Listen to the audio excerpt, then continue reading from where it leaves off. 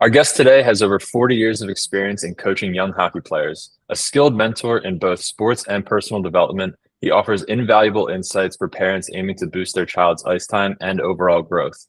With his extensive background in coaching, fitness, and martial arts, he provides practical advice and strategies to help young athletes excel both on and off the ice. This masterclass is a must for parents looking to nurture their child's athletic talent and leadership potential in the world of hockey. Rich Grogan, welcome. Hey, Joe, how we doing, buddy? Good to see you, and thank you very much for that wonderful intro. Absolutely. Let's get right into it. Let's waste no time at all. Rich, tell me, what's one of the benefits that we can take away after our conversation today? Now, the biggest benefit, and I think the most important to the players and parents watching, players, you follow the protocol here, and it's real simple. It's a blueprint. You're going to get what you want most, which is more playing time. And parents, you're going to get what you want most to connect with your teenagers, to be a hero to them by helping them get what they want, more playing time, more ice time. That's awesome, Rich. And so how does increasing a child's playing time really contribute to their overall personal growth? It's anytime you accomplish anything, especially something you've worked hard for, that builds your self-esteem, your self-worth, your self-confidence. So you've got that satisfaction, that fulfillment. And it's like, man, I've accomplished this goal. Well, gosh, what else can I accomplish? Well, that's kind of the beginning step. We're going to get you that ice time that you want, which I know we're going to get into, is going to create more opportunities for continued growth and leadership and everything else that comes along with it. Awesome. And so what does providing a child with more opportunities in their sport lead to beyond just, additional playing time? Yeah. And playing time is that's an opportunity, right? But that's the bare minimum. That's where we're going to get you, but we're going to take it beyond that. And those opportunities are to get noticed by other teams, by your own coaches, which leads to recruitment strategies. A story that just happened beginning of this hockey season, my son, who's only been in the nets a little over a year now, he jumped in there. He decided he wanted to be a goalie. Well, he jumped in, he worked his butt off. He followed the script, the blueprint that I'm going to present to you here today. And he got noticed. He got picked up by a travel team. And then lo and behold, at the beginning of this year, he got picked up as a freshman as a varsity goalie. And it's all attributed to what we're going to talk about here. And that opportunity is going to go well beyond then. For a player, it's an opportunity to maybe become an assistant captain, become a captain, juniors, and further up, to get more playing time in game situations like the penalty kill, the power play. So that first step is getting that ice time by following the script we're going to talk about here, and that's going to create opportunities for continued growth and advancement. That's awesome. That sounds really exciting about your kid too. How can this new outlook, improve the relationship between a parent and their child? Well, parents, when our kids become teenagers, it seems like there's that disconnect, just like we probably had with our parents when we became teenagers. And what do we want most? We want to connect with them and let them know that, hey, mom and dad are still cool too. And the chance to be their hero by helping them get what they want. And right now, what do the hockey players want? Why are you here? You want more ice time, more playing time. And if you follow the script here, and with communication and with work ethic and everything we're going to talk about, you got an opportunity to reconnect with your kid and be the hero that you want to be for them by helping them get what they want. And, as I said, any opportunity we can to connect or even reconnect with our teenagers, wow, that's a plus. And being a hero to them in their eyes, that's an added bonus. Absolutely. Those sound like some great benefits. And I'm sure there's probably some myths, that parents think about, or maybe common misconceptions. What are common beliefs that parents have that might be limiting their child's sports experience? Yeah, and there's a whole slew of them. We're going to focus on a couple that are the most common. And one is that, my kid, he doesn't get the playing time because the coach doesn't like him, or the coach only plays their favorites. And I will admit, growing up playing the game almost 5 decades now, in the 70s, any parent that would just jump out there and be a coach because they needed him would do it. So sometimes we didn't have the best coaches, and that was true. And it still is to a certain degree with some angles. Playing time, it's at the higher levels, it's not guaranteed. But what is guaranteed, the coaches are going to play the kids that give them the best chance and best opportunity to win, the kids that work the hardest. So the old thing of, everybody should get equal playing time, or the coach doesn't like my kid, he only plays his favorites. As I mentioned, to a certain realm, that has been true in the past, but it's nowadays it's really truly focused on putting the best players on the ice that give the team an opportunity to win. And that's what we're going to talk about here today, is how to become that kid that the coach, they can't not play because you go out there and you give it all you got. And the coach is like, man, this kid makes things happen. He creates opportunities. So we got to get him on the ice. And another myth that follows right along with that is, well, my kid's not as talented or as gifted as these other kids. Well, I want you to hear this quote that I say all the time. Hard work beats talent when talent doesn't work. And we see that in sports across the globe, especially in hockey. And I say hockey, especially in hockey, because it's different, because when you get on the ice and you bust your tail, you're in there making things happen. You're forcing the opposition to create turnovers or to make an errant pass. You're creating opportunities for your team to win. And that's exactly what we're going to talk about here today. So kind of to dismiss a lot of those myths, and not to say they haven't happened in the past, but you follow here what we're talking about. You're going to create the opportunities. You're going to get the playing time. You're going to overcome all those, like the play to win. Well, yeah, coaches do play to win because they have an obligation. If they don't create a winning team, especially at the higher elite levels, they're going to be out of a job. And they're going to give the kids the opportunity that are working the hardest and proving that they want to be on the ice, those opportunities. And it's a win-win. Your kid, or if you're a player, you get the ice time and the coach gets the wins that they want. And the parents, you have to say, is my kid working hard enough? Well, then he's going to get the ice time. If he's not, well, let's work on what we can do to get that ice time. And of course, that's exactly what we're going to dive into here. I definitely agree with that. Can you maybe share some misconceptions parents have about coaches and playing time, that might be holding their kids back in sports? Yeah, a lot of that is, as I kind of touched on with the only places favorites, or that everybody should get equal ice time. And just to touch on that just a little bit more, yes, equal ice time at kind of the developmental levels, but when they get to higher levels, the coach is obligated to win. So they've got to play the players that are going to do that. Another one is that coaches are unaddressable. You can't talk to the coach. Well, that's definitely a misconception. You have to make sure you do it at the right time. And we'll discuss later in the communication section, when is that right time to talk to the coach. But coaches are human beings too. And at the end of the day, they want what you want. They want your kid to get the ice time. Why? Because, they want to try and make the kids happy, the parents happy. But once again, at the end of the day, they've got to produce a winning team. So they want the two things you want: your kid to get ice time and to produce a winning team in order to have a successful program, so they can not only keep their job, but also they can recruit better players with the same attitude, mindset, and work ethic, which is going to create a better atmosphere for everybody. Totally. Rich, it sounds like you have a ton of experience in this arena. Could you maybe share your personal experiences, in different roles with sports, and how it influences, your approach and your beliefs? Absolutely. And the reason I'm so passionate and 100% convicted and have conviction on this program is because I've seen it from all three angles, both with and without the strategies that we have here today. As a player, I've been playing almost 50 years now. As a coach, I've been coaching over 40, and then as a parent dad. And then not only in hockey has always been, to me, that's the greatest sport in the world. It's always been my favorite. But my older son, he played baseball and football, and we same strategies that I implemented for those sports as well. And then my daughter, she played softball, and then she engaged in acting and other adventures, but it's the same concepts and same mindset we're going to talk about here. And first, I want to definitely attack it as a player, because that's where I've got the most experience and saw firsthand. I'm not a very big person. Matter of fact, I was always the smallest, shortest, and littlest guy on every single team we played on.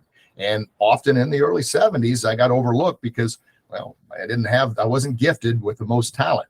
But what I did have, and growing up on a farm certainly helped, was that work ethic.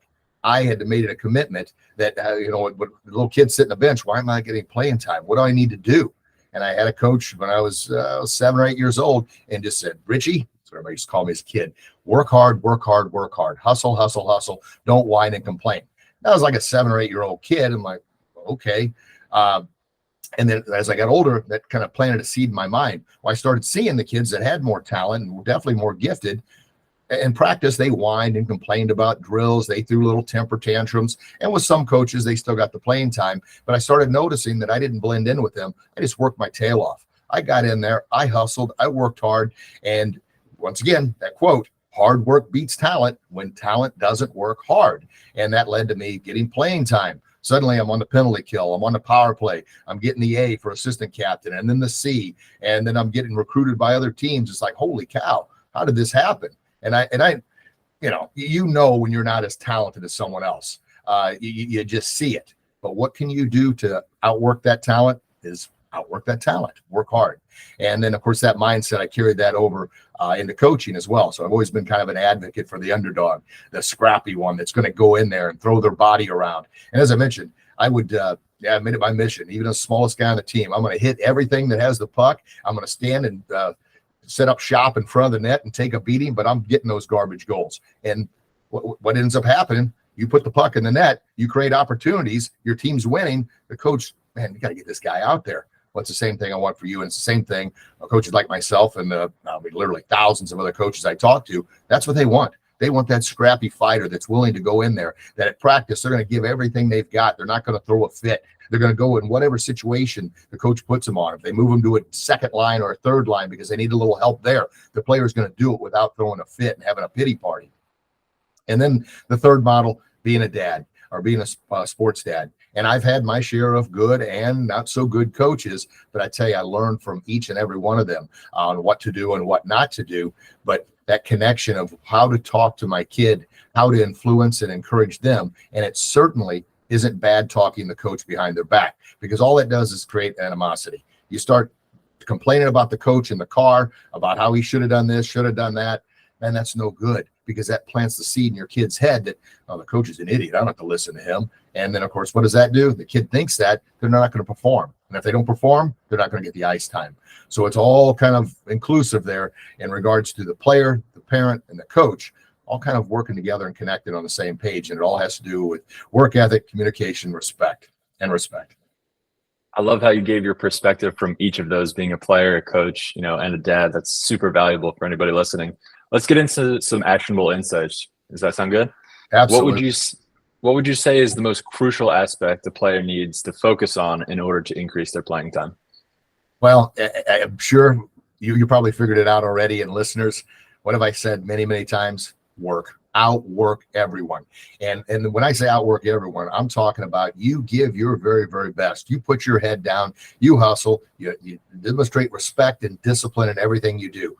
And as simple and as easy as it is to do, so few are doing it. Why? Because what's simple and easy to do is also simple and easy not to do. It's much easier just to whine and complain than it is to put in the work. But whining and complaining is going to lead to only more whining and complaining and more bench time. Outworking everybody on the team and being disciplined and having respect is going to get what you want most, which is more ice time, more playing time. Totally. Outworking everyone is a pretty powerful mantra, but could you give maybe a clearer picture of what this looks like in different settings, starting with maybe practice? Yeah, absolutely. And practice is kind of where it all begins, right? That's where you earn your opportunity. An example I like to give a lot, and it's kind of a cool speech I give in the locker room all the time. I'll flip the lights off, and then when I flip the light switch on, the room lights up, right? Why? Because that power and that energy is stored there. That energy was already built up. So when you flip the switch, it's already there. So you have to build that energy, store that power in practice. So when game time and you flip the switch, you got the power and the energy. However, if you don't build it up at practice by working hard, being respectful, doing everything you need to do, then you flip that switch, nothing's going to happen. So how do we do that? Well, we do that by, number one, discipline and respect of showing up earlier than the coach asked you to be there. You cannot be late. Being late is so disrespectful to yourself because, man, you feel bad, you look bad, but it's disrespectful to your team and your coaches and everyone else because it's like, well, I can show up whenever I want. Well, that's a poor mental attitude. That's a poor attitude. And you cannot perform at your best if you've got a negative mental attitude. It's got to be positive. Positive's like that light switch. All that does is bring out your greatness. And kind of a follow-up to that. And this is something that I'm telling you, I really didn't know a whole lot about this as a kid. And I've been in martial arts 40 plus years as well, which has really helped with the coaching and me as a player and a dad. And I spent time in Korea as well. And the biggest thing is right here, the mindset. Now, mindset sometimes scares people off, but all the mindset is if your mind is clearly focused on one objective, one goal, which is to be your very best, to win games, to play your best, then you're going to have full commitment to that. However, if your mind is worried about anything and everything else that's going on, then you're going to have a hard time focusing. Think about that at anything, taking a test at school or anything else you've done. If your mind is all scatterbrained, it's hard to focus and it's hard to be successful. So the biggest thing, and once again, this is so simple to do. And you think, well, why isn't everybody doing it? Well, because it's simple to do. And most people, unfortunately, it's something different. They don't want to do anything different. And that is, when you get to the rink, before you walk in the door of the arena, pause. And I want you to do this. I want you to think just for a second of everything that went on today. Good, bad, positive, negative, sad, frustrating. Think about it and then literally like take it out of your head and drop it off. Just like you drop your hockey bag, we're going to say this is garbage. You're dropping this garbage outside the door of the arena because you're not carrying anything negative or anything that doesn't have to do with you performing at your best inside the arena. Inhale through your nose. That's where you're collecting all those thoughts. Exhale through your mouth. You're blowing all those thoughts out. You're dropping that baggage. And when you walk into that arena, now you walk in to take it all in. I'm at the arena. I get an opportunity to play the greatest game on earth. And I call it an opportunity because, boy, oh boy, those opportunities are not always there. And teenagers, if you're watching this, then you know how quickly you got to be a teenager. You probably don't remember when you were younger. Well, life continues at that pace. So those opportunities become fewer and far in between. And when you get beyond your teen years, if you're not playing juniors or collegiate level, then you're playing beer league. So seize this moment in order to create more opportunities for you not to go right to that beer league, but where you go to that the juniors or a further league. But you got to focus in. And I'm telling you, mindset is absolutely everything. And that's that level that takes players to that next level and raises heights of success beyond what you could ever imagine. So now you're in the arena, you walk to the locker room, pause before your hand hits the locker room door and do the exact same thing. Inhale, exhale, everything gone. All the baggage, leave it, walk into that locker room focused on one thing and one thing only. And practice is giving your absolute very best. Listen to the coach in the pre-practice plan and then get out there. And then kind of the third step, be the first one on the ice. Be the last one to leave the ice. Give it all you got while you're on the ice. Don't fall in with the whiners and the pity party crowd of, oh, this is terrible. This sucks. Why am I doing this? Get away from those guys. Those guys are going to bring you down just like an anchor anchors a boat. Get away from them. Be the engine that drives and lifts everybody up and give it all you got. At the end of practice, humble yourself. Be the one that helps pick up pucks and water bottles. You're not too big for that. That's what leaders do, and that's what gets noticed by the coaches. I completely agree. And I think that breathing technique, too, is so valuable, not only just for getting onto the ice, but in life as well. Moving on from practice to home, how does outworking everyone translate into a player's daily life outside of the rink? Well, I'm going to give you the funnest homework assignment that I give players all the time that I've ever had. And that is, you ready for this? Watch the game. Yeah, watch the game. Either if you get an opportunity to go watch live games at a higher level than you are, that's the best. But if not, watch it at home on TV. And when I say watch, I want you to watch, observe, and learn. And watch the player that plays your position. Watch them not only with the puck, but what they're doing when they don't have the puck. Watch how they're getting open ice, finding open ice. Watch how they're back checking. Watch how they're forward checking. Watch how they're entering the zone. Key in on what they're doing. And if you watch and learn from a professional, oh my gosh, is there a better role model, right? On how to get what you want, which is more ice time. Because if you're doing what they're doing, regardless of the talent, regardless of your ability, you're doing the little things. And oftentimes players will say, man, nobody ever passes me the puck. Well, what are you doing when you don't have the puck? You're just standing there. You got to move and create open ice in order to have an opportunity to get the puck. And you wonder why the best players are always in the best possible position to make the plays. Is because what they do when they don't have the puck. Now, I know on TV, the camera follows the puck, so it's a little hard to follow the players that don't have the puck. That's why live games are so awesome and focus in on what they're doing. That's huge. And then I guess the second thing is mental, physical, and spiritual health. And what I mean by that is mental health, like we talked about with the mindset. You put garbage in, you're going to have garbage. You have nothing but to give garbage out. So try and put in the positive. Try and what I call it's called the Korean term, empty your cup. That's getting all the negative out of there so you can fill it with positive. So You're working on that. The physical health, obviously, is the exercise. The spiritual health is kind of your attitude and commitment to be your very, very best. Read positive things to feed the mental. Now, back to the physical. You need to be working out. You need to exercise, work out 3 to 5 times a week minimum.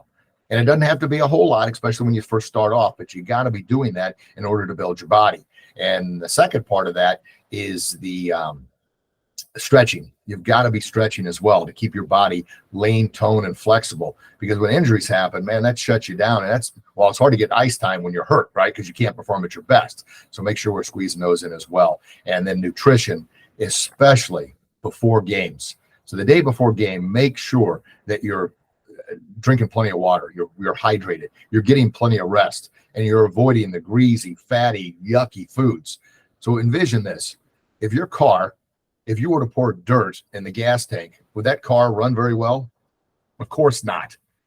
Well, the same thing. You pour garbage in your body, your body is not going to perform very well. Why? Because it doesn't have the nutrients. It doesn't have the nutrition. It doesn't have the proper fuel in order to give you the gusto and the supercharged power you need. So make sure we're fueling and feeding the body the proper way so we can perform at our very, very best. And those are 3 excellent things you can do at home. And once again, those are 3 easy, simple things you can do to outwork everyone else. I love it. I think that's a perfect segue into the next part, which is during a game, what are those key aspects of outworking everyone that really makes that difference on the ice? Now let's go back to the light switch, baby. If you've built up that energy, that stored energy at practice, you've eaten the proper foods, you've exercised at home, you've watched the game, you've got all that power stored up, ready and waiting to be released for when that puck drops, man. That puck drops, you flip that switch, you're all in, baby. You got it. But before we get to the puck drop, let's remember, go back to exact same routine as we did for practice. When we enter that arena, 1, we're early. We're not late. Being respectful, being disciplined. 2nd, we're dropping that baggage off at the door. Now, game time, the intensity's high, the excitement's high, so you got a lot of emotions going on. So it may take a little longer than, 10 to 15 seconds, maybe it's 20, 30 seconds. But everything that went on earlier in the day, that is not going to help you on the ice. That's not going to help you perform at your very, very best. The only thing that's going to help you perform at your very, very best is to clearly focus on what your job is, and that's to get on the ice and outwork the opposing team. So all the baggage, drop it. Inhale, exhale, enter that arena, same mindset. But now it's even amplified more. Now the crowd's there. I'm entering this arena. I've got this opportunity. Man, I'm getting goosebumps talking about it, as I always do, to perform at my very, very best, to play the greatest game in the world. Walk through that lobby, get to the locker room. Before your hand hits it, inhale, exhale, refocus, drop off the baggage, walk in that locker room focused on one thing and one thing only, and that's to give it all you've got. And then, of course, comes time to get on the ice. You get on the ice and you have the mindset and you have the attitude and you have the commitment and the desire to play like a champion, perform like an underdog. And what I mean by an underdog, you're going to fight, claw, scrap, everything you've got in order to win that puck battle, in order to win that shift, in order to win that period, in order to win the game.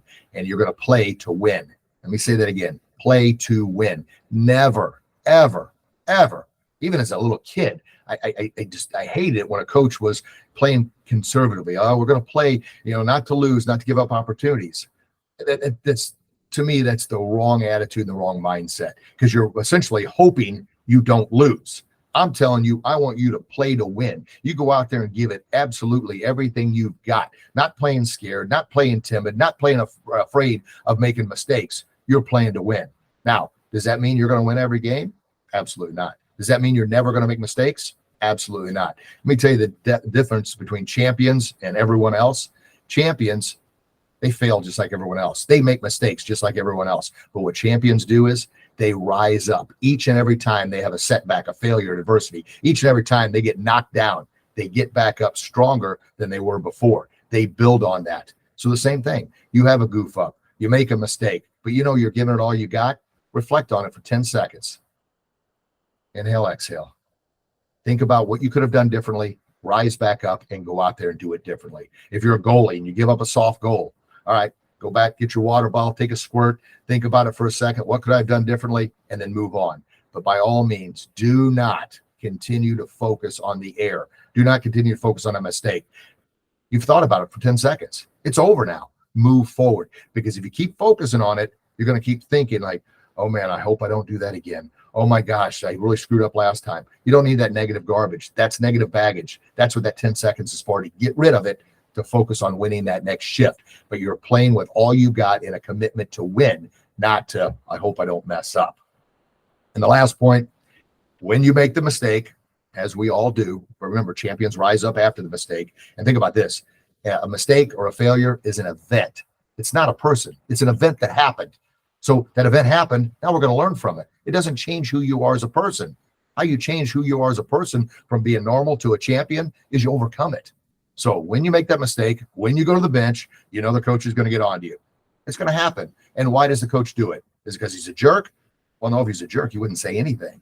He does it, or the coach does it, because they care about you and they want you to perform at their very best. They want to keep giving you the ice time because they know you've got the desire, the grit, the passion to do what needs to be done to win. So they want to help you win. They want to help you become the champion that maybe you can't even see it in yourself, but they see it in you. So they're going to tell you what you need to do to correct it. And here's the most important thing. When the coach talks to you, make eye contact. Don't sit there with your head down, pouting and throwing a little fit. And when the coach tells you something, don't say, I know. That is so rude and so disrespectful. And anytime a kid ever says that to me, I'm like, well, if you knew, why did you do it? So don't say it. Don't say it at all. Coach tells you what you need to do. Yes, coach. Thank you. I'm going to work on it and I'm going to get better. And say it. Not say it disrespectfully. Say it in a positive tone. And then really mean it and get out there and do it.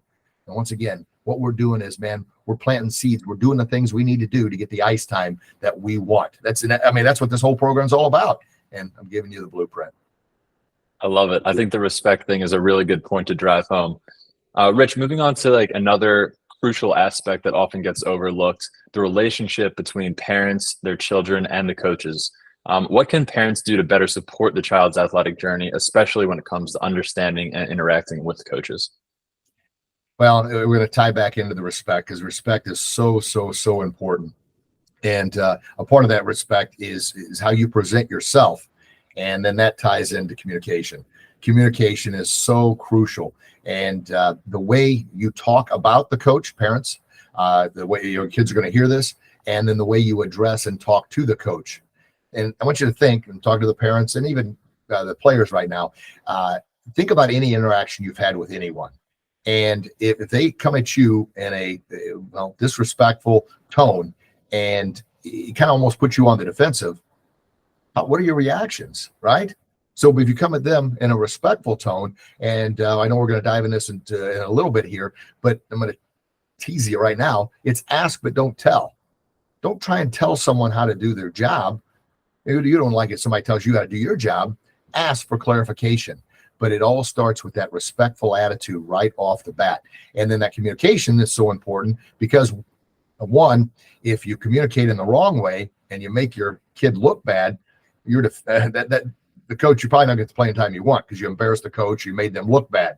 Now, we'd hope most coaches are above that, but some aren't. But it doesn't matter where the coach is, good or bad. You communicate in a respectful manner, they're going to gain you're going to gain their respect, and they're probably going to listen a little bit more. And then the second part of that is if you don't say anything or you don't ask, like, hey, my son's been working on this, and this. Is there anything you could recommend that he work on in order to get the playing time? Now you're asking in a respectful manner, and the coach, now they realize, okay, well, this kid really wants to work hard. Well, here's a few things. So by kind of remaining quiet, not saying a word, you could be limiting your child on what the coach is actually looking for your kiddo to do there to get that ice time. Awesome.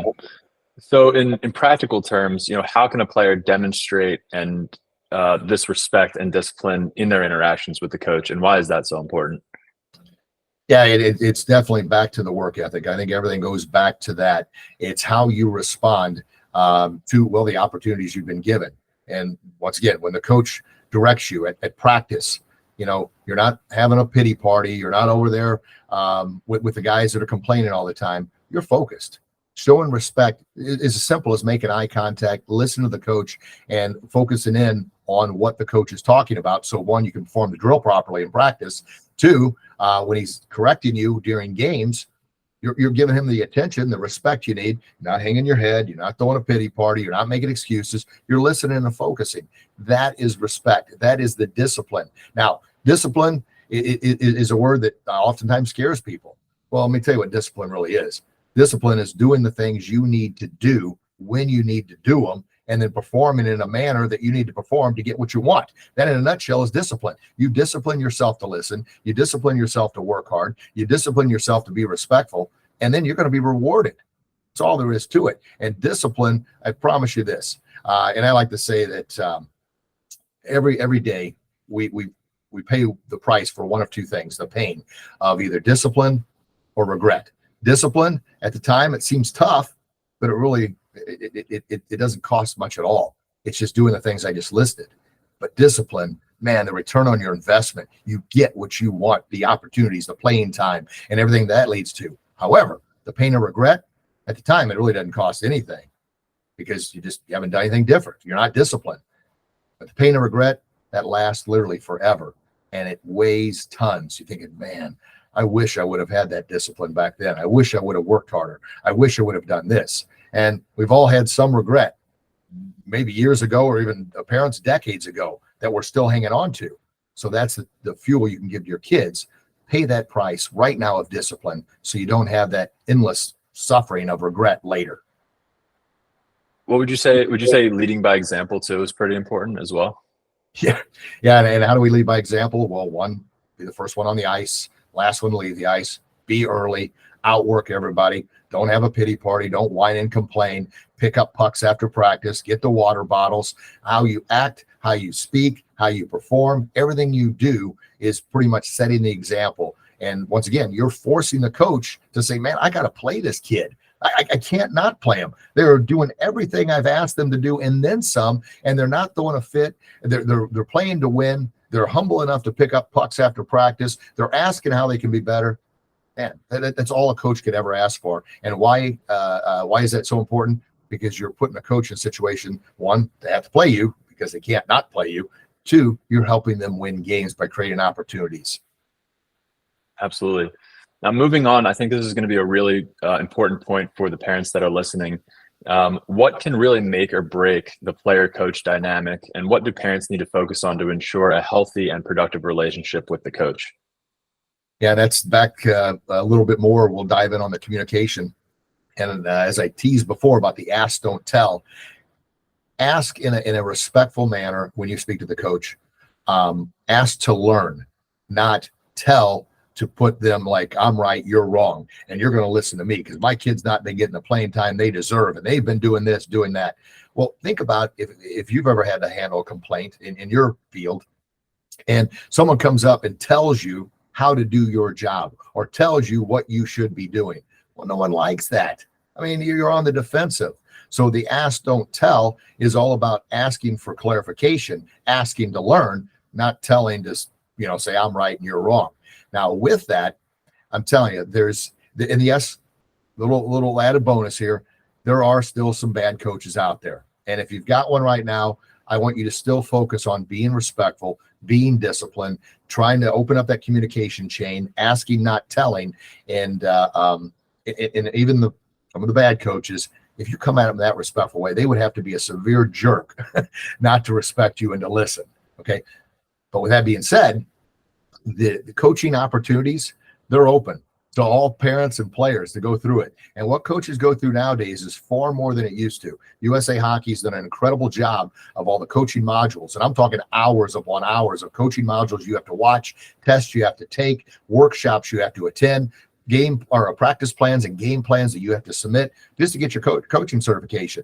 So a lot of the old school, dad coaches that were jerks and were only there because no one else stepped up, they're gone because they're not willing to put in the work that needs to be done in order to get that coaching certification. But I bring that up because dads, moms, parents, you're all welcome to take those coaching classes, attend those workshops, and get your own coaching certification.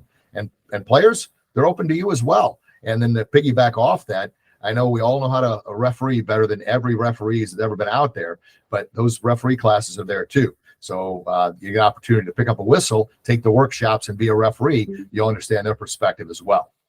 So that's a huge part on the communication in regards to what the coach goes through, and then think about the planning and preparation and everything that goes into it. Because you as a parent, at the end of a game, you're focused 100% on your kid and maybe the limited ice time they had. Well, the coach is focused on 20 different players, 20 different learning styles, 20 different sets of parents that are probably going to have questions. Plus, amidst of all that, they've been planning all day or all week for the game strategies, power plays, lineups. And in the midst of the game, we got players in a highly competitive, combative sport going at it. We got the officials, we got the fans, and we're trying to put it all together to create a winning team. There's a lot going on there. Absolutely. Can you kind of run down a little bit of what your 24-hour rule is? Yeah. The 24-hour rule on communication, and that's a minimum rule, by the way. So if you have a disagreement of your kid not getting the playing time you thought they deserved, before you even worry about the 24-hour rule, I want you to ask yourself, did my child and I do everything I could with the first two steps of outworking everybody, about being respectful, about giving our very, very best effort, about doing our homework at home, at practice, at home, and then at the game? Did we do all those things? And if the answer is yes, then wait the 24 hours and then contact the coach. And if your kid didn't, then don't even worry about contacting the coach. Do 1 and 2 first. But the 24-hour rule is simply because after a heated game, emotions are running high. And your emotions are all about, my kid didn't get the playing time they deserve. The team's losing because my kid could be so much better. And everybody thinks their kid is the next Connor McDavid or Sidney Crosby or Alexander Ovechkin. And every kid should get 20 shifts a game and should be wearing the seat. Every single parent thinks that. And that's fine.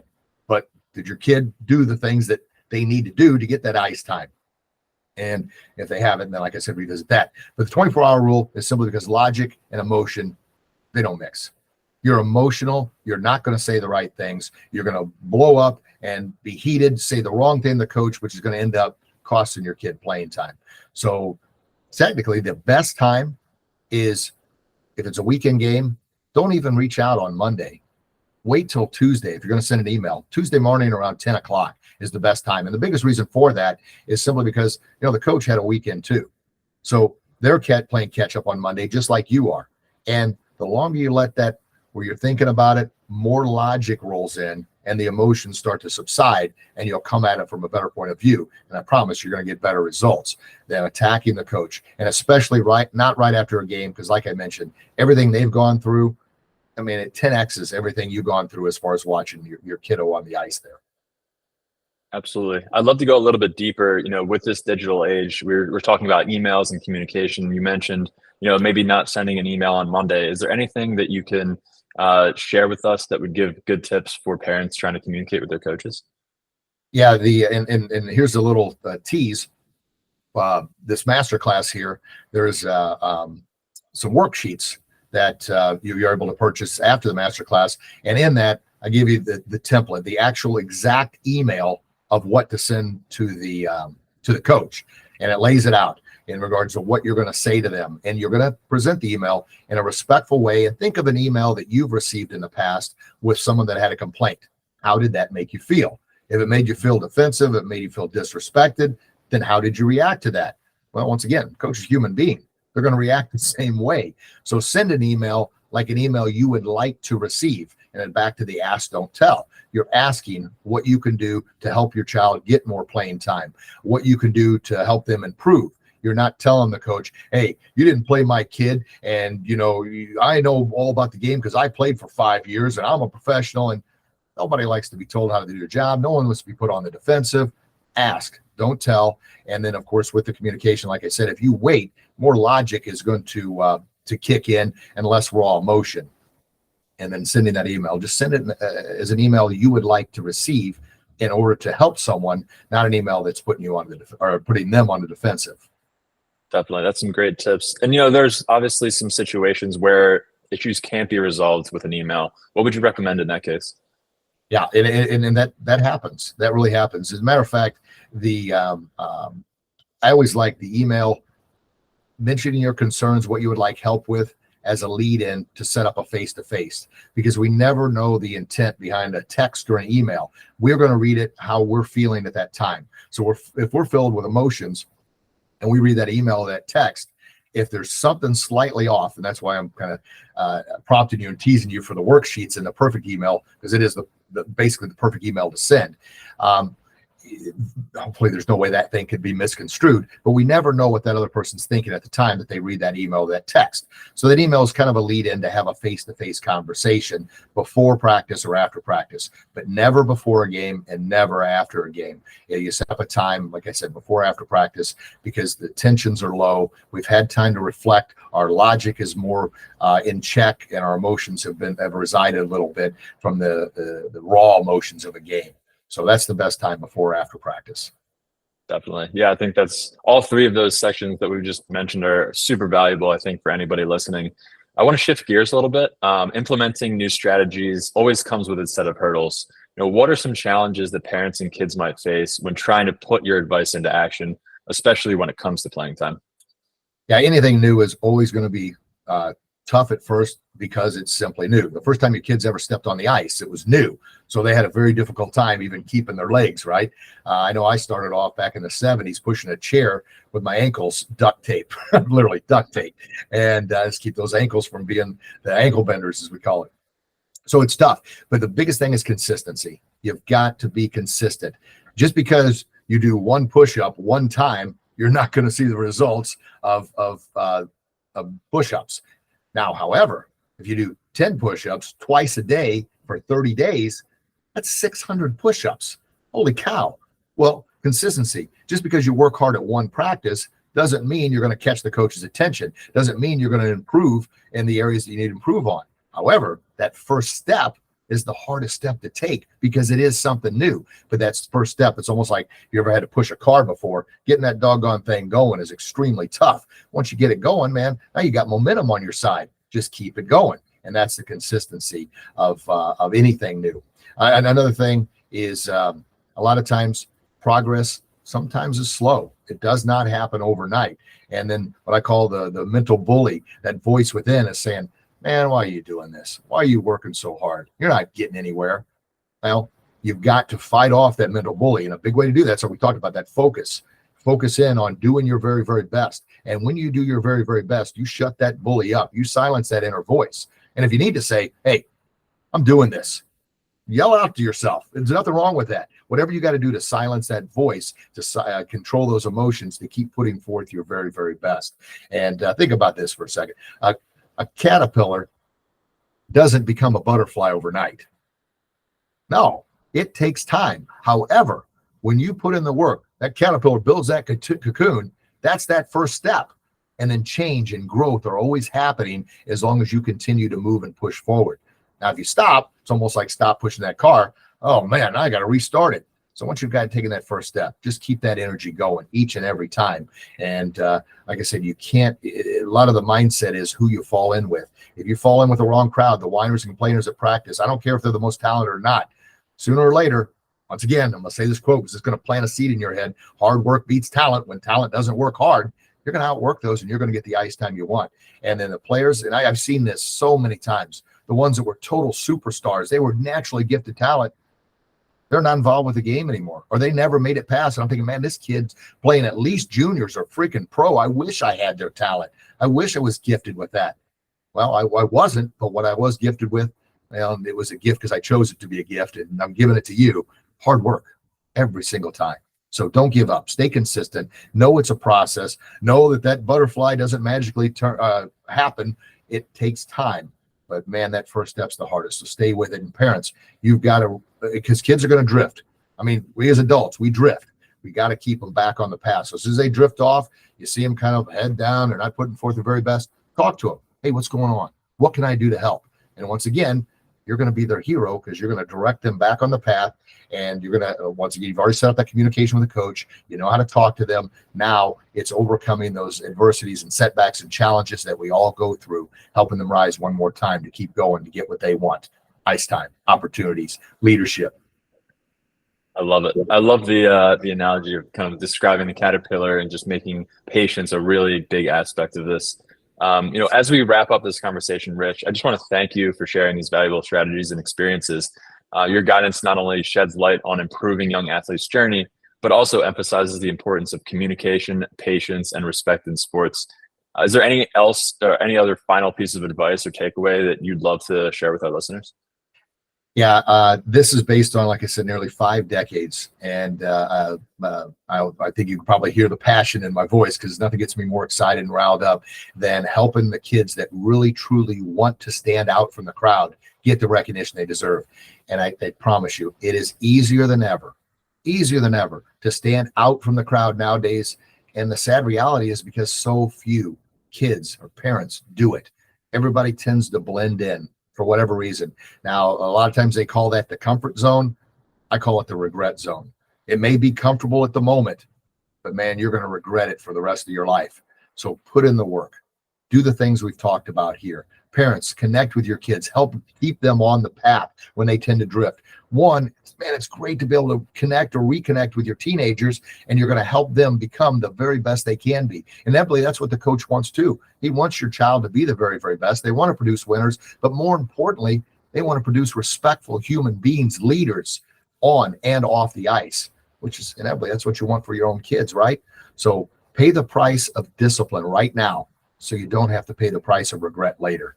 And this masterclass, listen to it more than once, because I promise you, when you listen to things more than once, you're going to pick up something that you missed the first time. And then sit down with a pen and paper and take notes. And each time you listen to it, and the reason you're going to pick up more, because each time you listen to it, you're going to be listening and learning from a higher level than you were the first time. And then I can't encourage you enough to purchase the worksheets, the perfect email to send to the coaches. And those worksheets, boy, oh boy, they're broken down on goal setting. What do you want most? On how to be respectful, how to earn the ice time. And it's based on everything we talked about here. But most importantly, it takes what I've shared with you, and it helps you dig inside of your own mind, your own heart, to write down what you truly want and how you're going to get it. And then part of every worksheet is a signature line. Now, signature line, I've been a personal trainer for I don't know how many years, and I would always have the clients and even the players sign their name, because that is a declaration to yourself that I am committed to doing this. And I'm not going to lie or let down myself. I'm going to be disciplined and do it. And parents, just like you sign for your car or your house, you're obligated to make that payment. Well, I want the players to sign that they're obligated to do it. It's not like if you don't make your house payment, someone's going to take your house away. No one's going to come and take your player away. But I want you to hold them committed that, man, your word is your bond, and that's who I am. And if I want it bad enough, I'm going to stick to it and do it. So I highly encourage you to grab those worksheets, fill those babies out. And then by all means, I'd love to hear your testimonials and endorsements. Let me know how this is working for you, and then share it with others, because success isn't success if you don't have anybody to share it with. So think about it. If your kid's achieving success and you know that your buddy's kid is same level, maybe not be the most talented, but they are willing to work, help them out as well. Have them purchase the program as well in order for them to get to that level. And I promise you, you're going to see the results. And I can't wait. Now, hopefully I get an opportunity to see you around the rink sometime and see your kid excelling at the highest levels possible. This was incredible. Thank you so much again, Rich. I really appreciate it. Joe, thank you for the time. And players, parents, thank you so very much for taking the time out of your busy day. I realize we're all busy, and time is the most sacred thing, but you invest this time that we just spent with you, the payoff is going to be priceless.